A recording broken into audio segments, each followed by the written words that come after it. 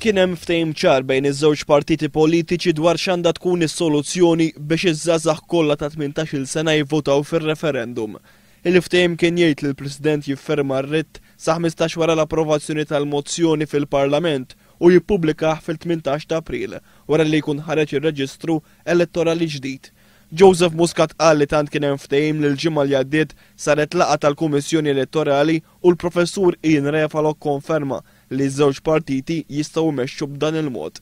Daqqa waħda ġara xi ħaġa u informat illi l-ordni ġie ħafna minn fuq li jisma' le minn dak li ftehemna m'hemm xejn u ħanerġgħu ndawru kollox.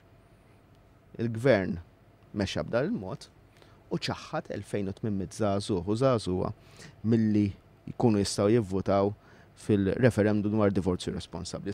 Il-Prim Ministru ma ċaħadx li oriġinarjament kien hemm ftehim bejn iż-żewġ partiti politiċi u li mbagħad inbidel għaliex ingħatat ordni minn fuq nett. Lorenz Gonzi ammetta li kienu jeżistu soluzzjonijiet din il-kwistjoni imma l-Gvern baqa' mixi f'direzzjoni li biha 2800 żagħżugħ u żagħżugħa mhux se jkunu jistgħu jivvotaw.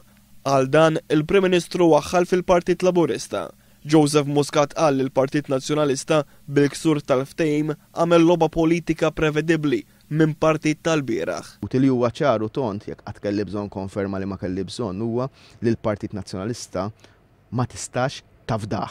Il-mexxej Laburista qal li jekk il-Partit Nazzjonalista qatt kien il-Partit taż-żgħażagħ żgur li llum il-ġurnata m'għadux. U nisfida l-Prim Ministru x'ħin irid nitkellmu b'mod pubbliku dwar kif ġraw dawn l-affarijiet ħalli naraw mi qed jikdeb dwar din il-kwestjoni.